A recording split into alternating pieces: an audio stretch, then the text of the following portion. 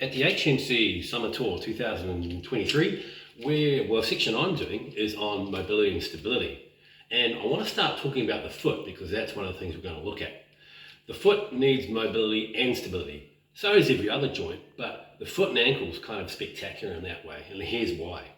So when you hit the ground, okay, what happens first of all is we land on that heel there and then we drop across the foot.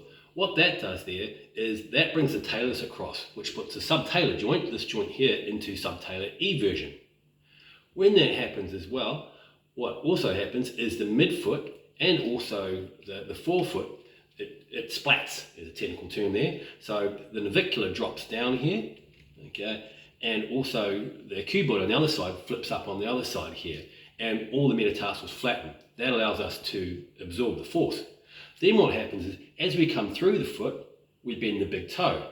What that does, it tightens the ligament here, which does exactly the opposite. So now the foot folds in half, so the navicular comes down this way, which we call internal rotation, and that tightens up. The subtalar joint goes in the other direction, so this time it goes into inversion, which then creates a rigid foot, which allows us to push off the foot. So that's the mechanics of the foot, and that gets a little heavy there, but the bottom line is where we find problems in mobility and stability is certainly, I would say, the ankle joint. Often we have mobility issues, and also in the subtalar joint. I often find there's some gumminess in that one. Through the midfoot is an interesting one because that does require mobility and stability, but certainly the midfoot's really important for absorbing a lot of that force there. So more than often I see there's a stability issue in that one there, or a control issue. And last of all, that big toe, that first metatarsal phalangeal joint there, that's a really big one to try and get movement back into, because if that doesn't work, it doesn't allow that midfoot and forefoot to become a rigid lever. So what does all that mean in terms of what we're going to do? One of the things I'd say is one of the big determinants of the mobility and stability of your foot is what you put on your feet.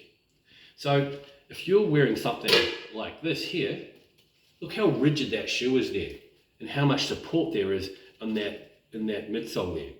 If you compare that to something like this here, you can see there's a massive difference. In a shoe like this, my foot needs to provide the mobility and stability to control itself. In the other shoe I showed you there, exactly opposite happens. So if you're wearing footwear on an ongoing basis, which is controlling your mobility and stability, what happens when that's taken away? So one of the things that we'll be talking about is some strategies to try and get the mobility and stability back into this thing here so that you can have a foot that allows you to move well.